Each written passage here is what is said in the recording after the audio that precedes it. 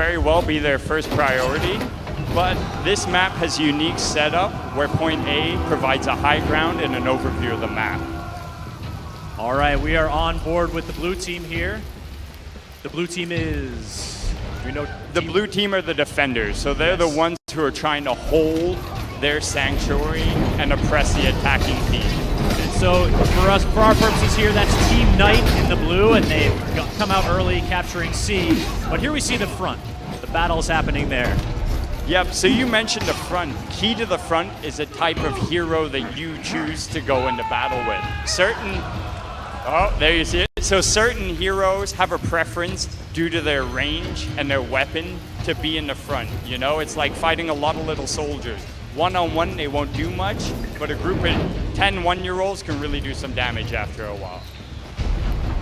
All right, it looks like this Raider knows a thing or two. So here we have a 2-on-1, but those of you may have noticed that there's environmental hazards that you can use to your advantage to try to help yourself in an outnumbered situation. Just ran by one of my favorites there, the spike wall. So there's an example of the Raider stun. What that does is it takes almost all of the HUD or the UI off of your opponent's screen, making it harder for them to read which direction you're going to be attacking from.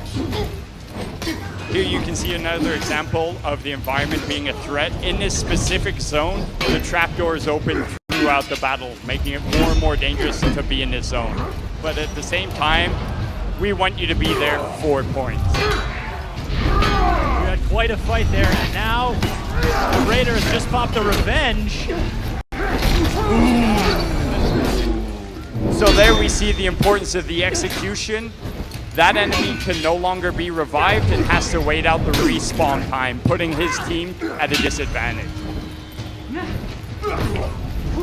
Team Knight with a staunch defense of point C, but Team Samurai with the point lead currently.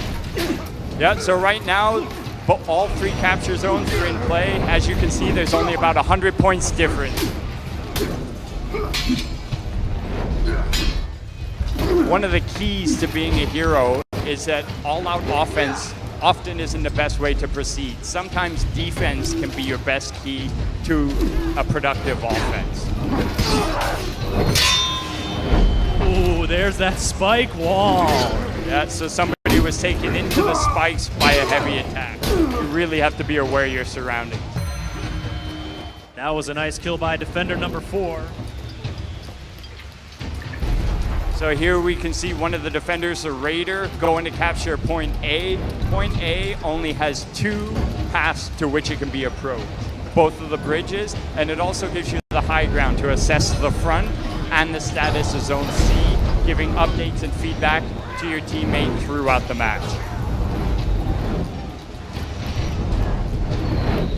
So as you can see, Team Samurai still have about 150 point buffer, but that can easily change when 1 or 2 capture zones come into play. And there we see it happen right now. The capture zone switches, and now Team Knight has a slight point advantage, holding down 2 points. Yeah, so we have 2 capture zones fully controlled with point C in flux. So communication on both sides should be to support friendlies at C, but there it goes back to the attacker.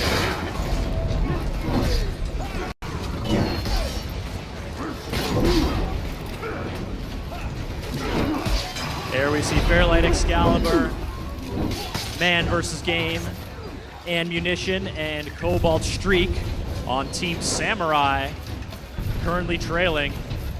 And we've got a hot pursuit in action. Yeah, that happens often, and that's a key to melee-based combat. It's all about range, reading spaces in the environment, and taking advantage of your character, not just their weapons, but their movement abilities. Dodging, evading, blocking, and attacking.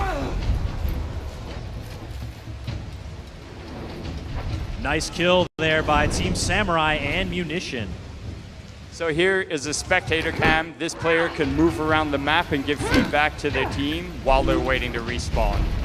Ooh, Gassy Mexican with a nice throw there. If Gassy Mexican was smart, he'd get closer to the fire and try to use the environment to his advantage. Fire, spikes, drops, anything in the game world that looks dangerous, to the most part it is. So another thing that I wanted to point out, you'll see in the bottom left hand of the screen right now with this raider in particular, we've got a skull with soldiers in front of it. This is a feat, and you gain feats by increasing your renown, by doing certain play styles and certain elements during a match.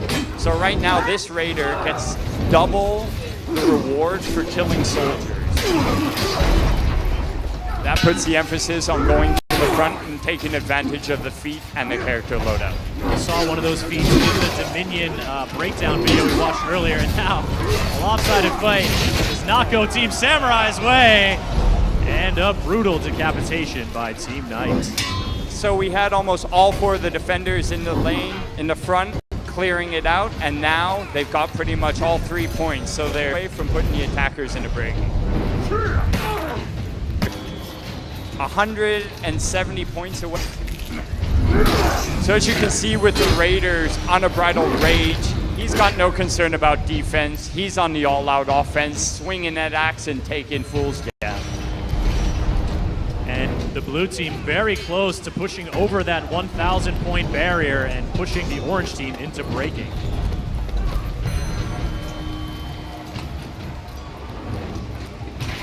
So here we can see that the attackers have left A uncontested, meaning it's an easy capture for the defenders, and then they can move. Oh, spoke a little too soon.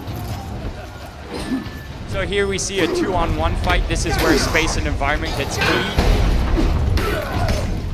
A lot of our community feedback was, hey, it's really hard for us to work in an outnumbered environment, and as you can see there, it is easy to be killed, but we've been working really hard to implement features to support outnumbered fights. We'll talk about those in the preceding matches. There are some ways to tip the scales, but then there are also sometimes you end up with a sword in your shoulder blade. So here we have Zone A being boosted. Not only do they have 100 points from it, they take over an extra 2 points a second to stay with their team and help them meet the 1,000-point threshold to push the enemies into breaking. That was Tangent Gaming holding down that elevated point over there. Now we'll switch back over and see a nice kill there by Team Knight and Co-Carnage. So here you see the feedback on screen. That cross meant if there wasn't a threat to the attacker, they could stop and revive a friendly, bring them right back into battle, and skip the respawn time. Could have used another buddy right about then, but he's making his escape. They're never there when you need them, eh?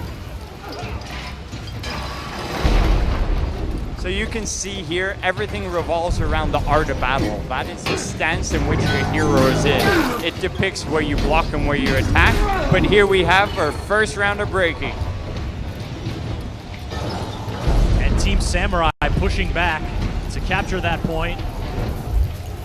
The attackers need to be smart here. If they lose capture zone C, all of the attackers will respawn. However, none of them are dead, so it's not a risk at this time. We just caught a glimpse there of this big battering ram that's on the field starting to swing. Really just adding to the whole ambiance of this battle. Yeah, well that's it, man. It's based around the siege, and the siege isn't just killing the enemy forces or opposing forces. It's about breaching their sanctuary, their place of safety. Got a fierce 2-on-2 here. So this is where collaboration is key. You go 2-on-1 and get attacked from behind. So here we have double breaking. Both teams are above the 1,000-point threshold.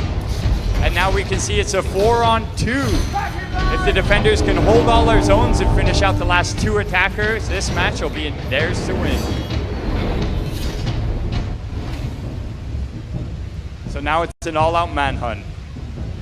Is that the last remaining member of Team Samurai running around there? Oh, he's gonna go. Going for the revive!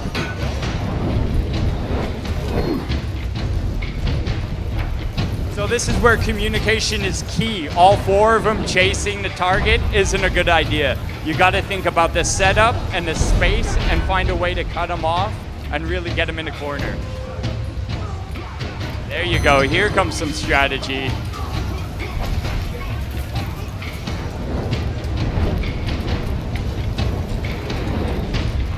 Obviously, we're going for the revive here. You can see some panicked faces behind us, some shouting. Looks like that's Lil Renene frantically trying to stay alive. She's got the entirety of the enemy team after her. And there you have it. So here we have the Warden going right into the front. This is almost some bread and butter for this character. He can take out a lot of soldiers and really push his team to win the front off the bat. Oh, what a dodge. Well played, but you didn't get far enough. So here you can see the soldiers do play in the battle and they make a big difference in the fights. You can use them as a navigation tool or deterrent against the enemies. Here we have a 2-on-2 in Zone C. This is the zone closest to the attacker's spawn. So if the defenders take this, they're really going on the offensive and saying, we're going to win this battle.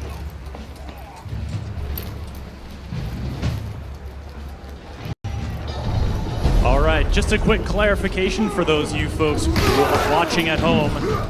We've actually got Team Samurai, the victors of the first match, in orange this time around. They're the attackers. Sorry, they're in blue this time around. It says orange on the screen. They're actually blue. And Team Knight are the defenders in orange. And defenders in blue. See, so there we had a Raider trying to run. Just confused everything even more. Oh. Let me just iron it out, Jeff. Team Samurai is blue. Team Knight is orange. We'll go with that. Team Knight is the blue, and Team Samurai are the orange. I peeked at their screens, and these guys are playing on the blue side. Either way, we'll go with attacker defender. So here we have it. The defenders are currently winning the battle. And they've got those 2 points.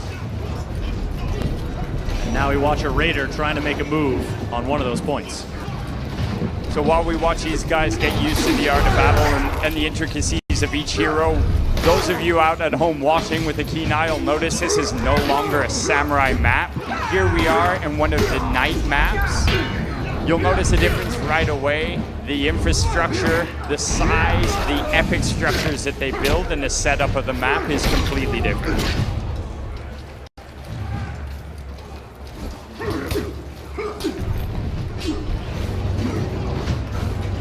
And we're going to see Team Blue going for those revives, having another player right back on the field with you, as anyone who's played a multiplayer competitive game with reviving knows, so powerful.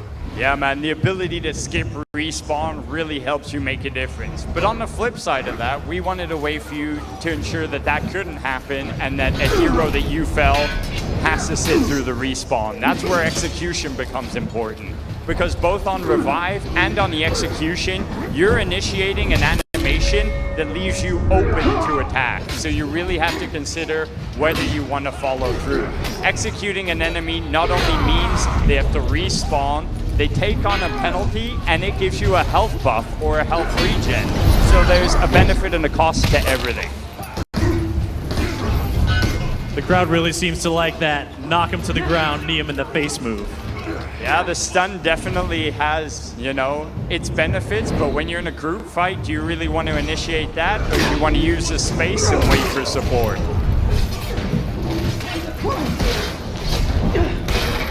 So here we have a female Raider doing her part in the lane, clearing through the soldiers, really working to push each front on behalf of the defender.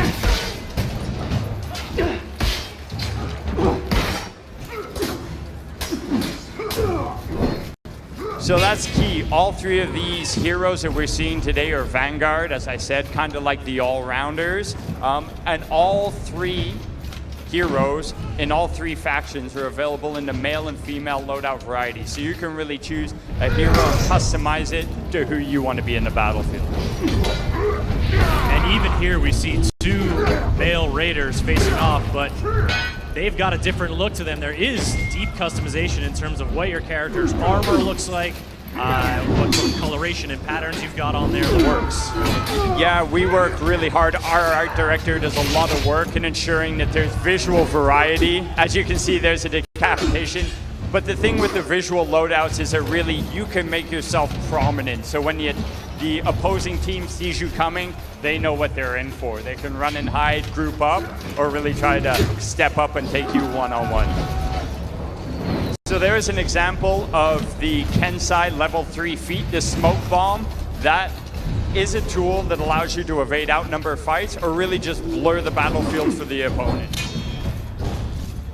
See, so the Kensei right now is going into a part of the map that is narrow, that'll limit his opponents to attacking front on, keeping it one-on-one, even though he's outnumbered in a 3-on-1 fight. Saw a little collision there on the ladder. The ladders are not, you know, they are part of the battleground. You know, just because you're on a ladder doesn't mean someone's not coming to get you. No, that is true. Ladders often provide alternate routes to high ground, but one of the keys to being around high ground and ledges are not only can you be thrown off the ledges, but enemies can attack from above, giving them a single hit kill, or as we like to call it, death from above. So you always have to be aware of your surroundings, both immediately, but also vertically.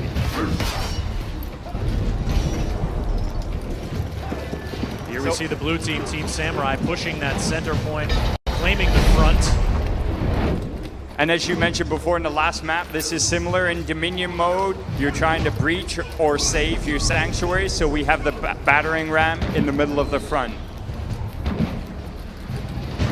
So here we can see that the attacker zone capture zone C, so while they sit in the zone, they get a health regen. It really pushes the idea of strategy and communication. We didn't want a roving horde of 4 heroes being able to win a match, so we strongly listened to the community feedback and came up with tweaks that would promote communication and collaboration on the battlefield, leveraging the spaces and the areas. Looks like this Raider has activated one of his feats just as the team goes into breaking. Yep, so here we go. It looks like they'll be able to rally immediately if they can capture Zone C, but it's all about not just capturing zones, but holding them so you keep those points out of play. Zones A, B, and C are all worth 100 points when they belong to your team. But as soon as you lose them, the points go to the other team. So those are what we've coined as soft points. They're yours while you have the zone, but they can always be taken away. As opposed to hard points. Hard points are earned by killing heroes or boosting capture zones. Those points can never be taken away from your team. So here we are once again in breaking. And once again, Team Samurai actually in blue this round, pushing Team Knight onto the ropes. Yeah, and then we saw an execution, so that friendly cannot be revived unless the attackers can rally out of breaking.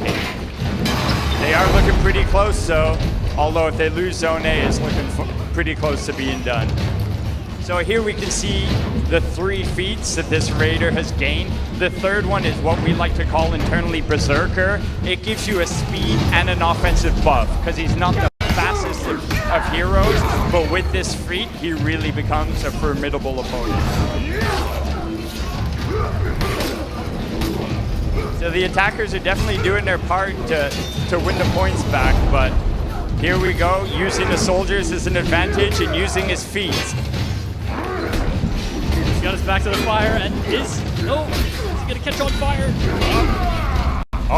Here's another community feedback option. We listen to the community, and outnumber fights were almost near impossible to win. So this is what we call revenge mode. It makes your attacks uninterruptible, and it gives you an offensive and defensive buff. But sometimes it's just not enough, Chris. Certainly not, and now we've got 1 attacker left. And it's pretty easy to see by the faces who it is. It's a team captain on the attacker team. So here we go, there's a couple of options for the defenders. If they see enemies that are felled, they can protect the bodies to prevent revive. There was a sprint attack that ended it, Chris. There it is, and that is another win for Team Samurai. So as the defenders won, they're now burning the battering ram. They held off the... And here we are on the Viking homeland, it seems. Yeah, here we have Riverfort, the Viking homeland of Valkenheim. It's snowy, it's brute, it's raw. They work with the landscape and they make what they need to meet their needs, and that's about it. So here we have a similar setup to Overwatch, where we can see Zone A looks out over the entire map. Controlling this zone can really give you the upper hand in controlling the battle.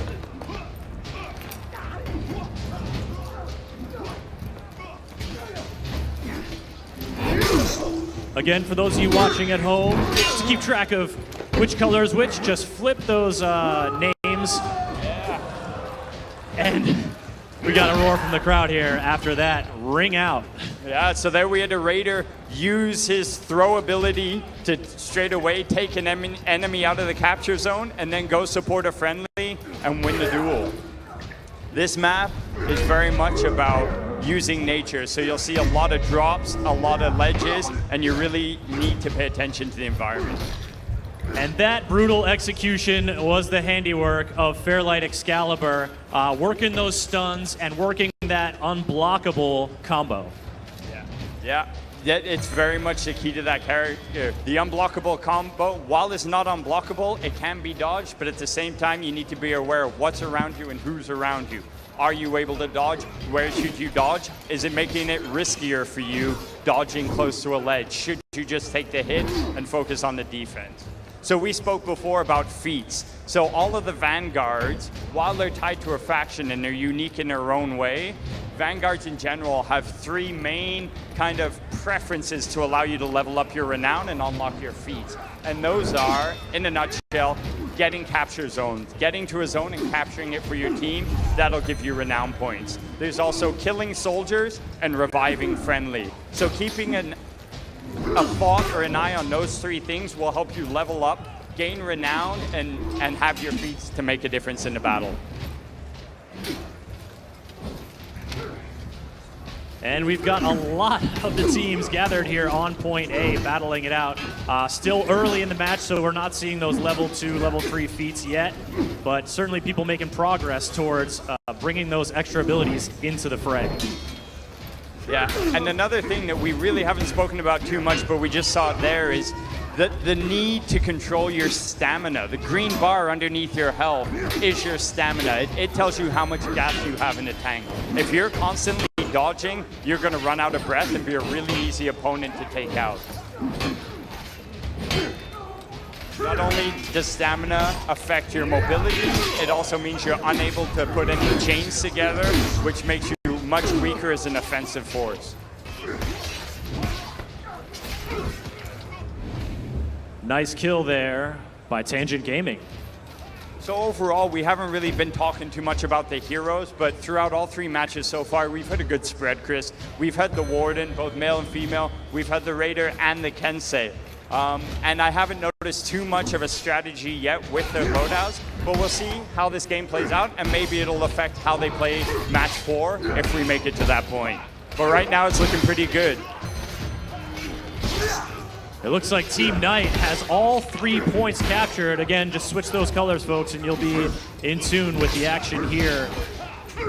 So you can see right now the Raider, the first feat is a passive feat, meaning it's always active. Every soldier he kills gives him a health buff, but it also helps him gain further renown. So he's unlocked a morale booster, the second feat. The third is Berserker, and he's well on the way to the 4th feat. So on the flip side of that, here we have the Knight, also working in the lane because killing soldiers is a good way to increase your renown.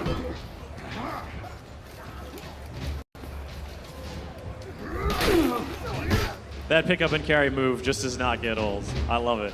Yeah, so here we have the opportunity to use high ground to take out the attacker in the capture zone, but I guess it wasn't needed.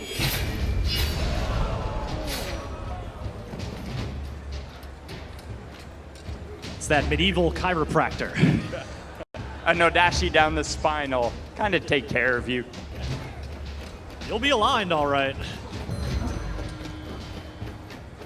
So here we have it again. You can see two attackers not on a capture zone and focusing a 2-on-1, but that didn't work to their advantage. Now it's flipped completely into a 2-on-1 in their disadvantage.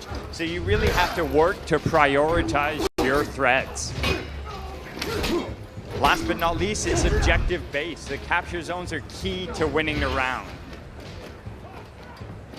So we're pretty much back at honors even, so let's see how this plays out with 400 points, give or take, to put the other team into breaking. This is one of those perilous points where you do have the chance to get knocked to a lower ground and then hit from above. You do have the chance to get thrown off the ledge, or you'd have the chance to just get a good old-fashioned 2-on-1. Yeah, sometimes the sword's the best way to go, man. So here's a view of the map from the attacker side. Obviously, they're starting from outside of the sanctuary. They've reached the first gate, but they're still really trying to make it into the courtyard and the main structure of this Viking facility. Oh, he was so close, but just not close enough, Chris. Tensei is going to make a nice saving roll to get back into more solid ground. Got to work that block, though, because that big Viking axe coming down. So now if this raider waits out his time, he can capture the zone and use this zone to regen his health and not die. Stay in the battle and work with his teammates.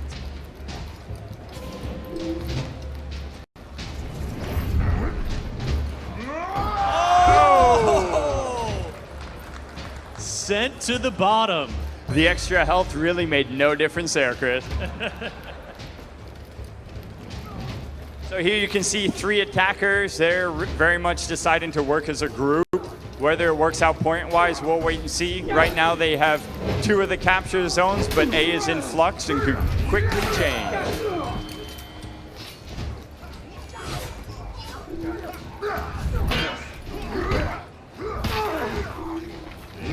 Looks like we were going to maybe see an execution there, but now we are involved in a fierce battle here, and we see that the Raider attacking has all 4 feats at the ready.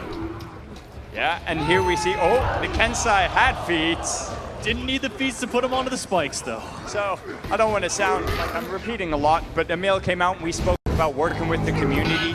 One thing is now when you die, you do not lose your renown or your feats. So even if you aren't the best player on your team, by the end of the match, you could have full renown and have that level 4 feat to really make a difference. We really want it to be a balanced playing field. So here we have it. For the first time, the attackers have put the defenders into breaking. Can they hold it off? This attacker actually has a 4th level feat, which is a healing banner, which he can place and heal any of his friendlies within a certain radius. One can easily see how that would change the tide of an engagement. Let's see if we see it in action. Okay, so we've got 2 duels going on at A. And it's gone from 3-on-2 to 2-on-1 by the looks of all the crosses on the screen. And it's the blue team. Yeah. Team Samurai trying to rally back. Looks like we've got Cobalt Streak there as the Raider. Ooh. And the orange Team Knight goes down. The defenders rally. Yeah, so the defenders rallied there, but they're quickly back in breaking because instead of focusing on the capture zones, while they had the hero advantage, they all honed in on one hero, meaning that they didn't take those soft points back and bring them back on their side. Capture zones are all about soft points. Once you have them, you have to retain them. Otherwise, they're always in play. There we see it. So we have double breaking, but it's a 4-on-2. And all the soft points are still in play because they're only 50 to 20 points above the 1,000-point threshold, Chris.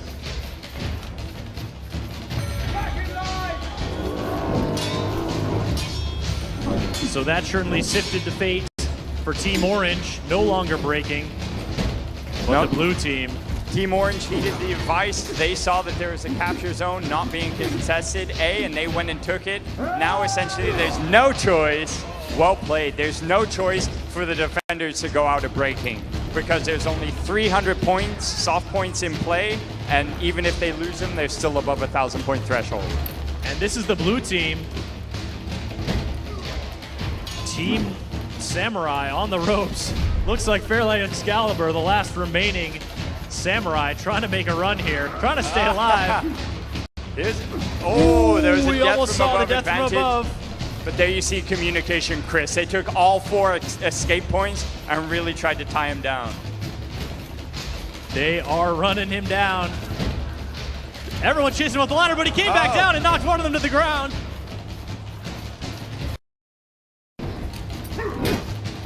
He's on the point. He's on the ropes.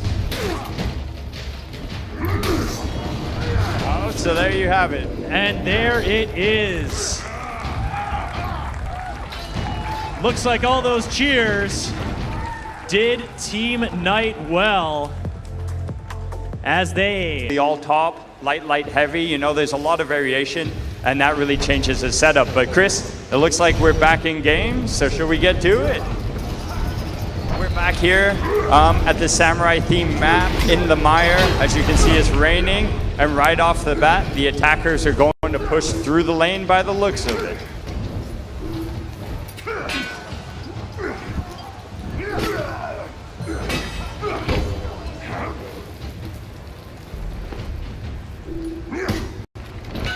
Is it just me or does that carry get longer every time we see it? It all depends about where they are, but yeah, it definitely has some range.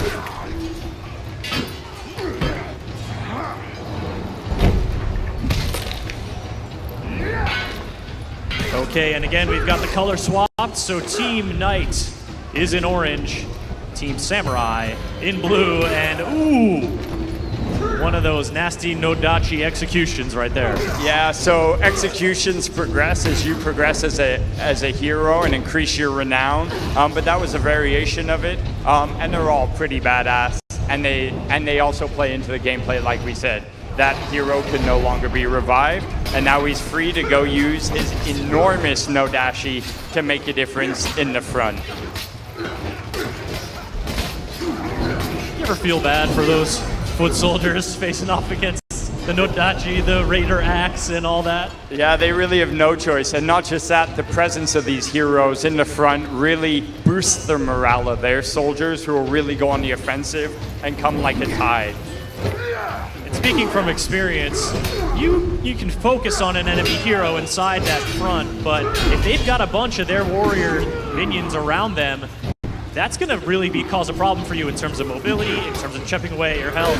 It definitely is something to contend with. Yeah, man, it's like trying to have a fight surrounded by 10 5-year-olds. One-on-one, they don't do much, man, but a group of them will slowly wear you down. So not only do they affect your health, but like you said, your navigation.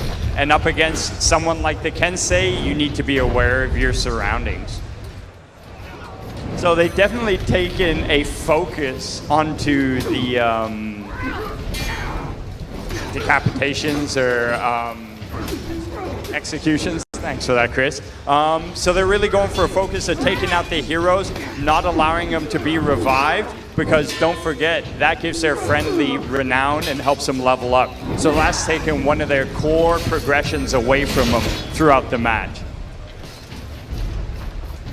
So here we're boosting the zone, we're getting hard points, and we're generating our health.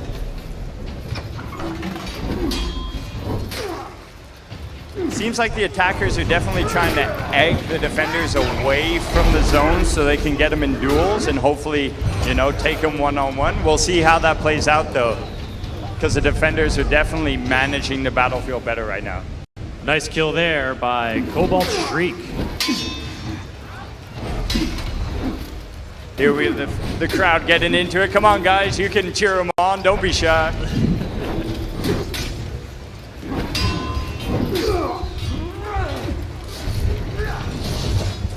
Oof. Every time.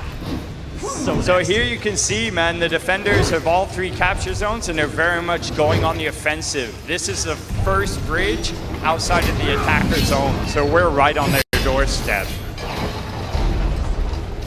That is that gut-slicing Kensei execution by Team Samurai. Really putting Team Knight on their back foot here with all 3 points. Yeah, so here you can see this Kensei is at a key navigation point. He was controlling the bridge. It was the only real access point to Zone A for the attackers. Although as soon as I mentioned it, they gave it up, so we'll wait and see what happens. That's how quickly the battlefield shifts, Spicer. So here we are back in the lane. We've got a 3-on-1, but you can see the attackers very much using his soldiers to help with navigation and defense. Tangent Gaming here with 2 of his feats. Ooh, a nice dodge there of that powerful strike coming in by the Kensei. And the key here is, even though you... Oh, so there's revenge. That's what I was talking about, your ability to get the upper hand in the fight that you're not doing so well in. So now his attacks are uninterruptible. He's got an offensive and defensive buff. So great blocking there by the Kensei. They are both on the ropes here. Let's hear it, folks. Who's going to come out on top in this one-on-one duel? It's the Kensei. The Kensei is very much a samurai. It's about finesse, movement, and fluidity. You saw there great use of the chains going from left, right, top. That top is actually unblockable, so the only choice is to dodge. But as you saw, they didn't do it in time, and they fell pretty quickly.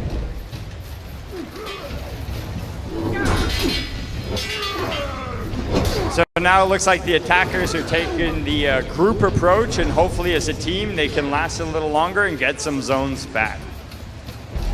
Well, I don't know. This Team Knight member is heading over to B to try to tip the scales here. So once again, you can see the passive feat. Every soldier that this warden kills, they're getting a +1 hard point and a health regen. There's a quick shot of the scoreboard. So the defenders have 100 points that they own due to Zone C, but irrelevant to that, they're almost at 800 hard points. So they're a couple kills away from pushing the attackers into breaking. And there it is. And a quick rally by Team Knight to stay in the game. So you'll notice now at this capture zone, the additional trapdoors have opened, so it's a much smaller fight space, and it's that much more dangerous, especially when you're against a knight with the range of that carry throw. So that's 1 attacker down, there's 3 left, and they better move quickly to get those zones if they want to bring their friendly back, Chris. We're watching Fairlight Excalibur here. Gonna make a move to try to take this back. It's a 2-on-2. He's close to the edge, manages to get a little space, but he is in the bin, courtesy of Co-Carnage.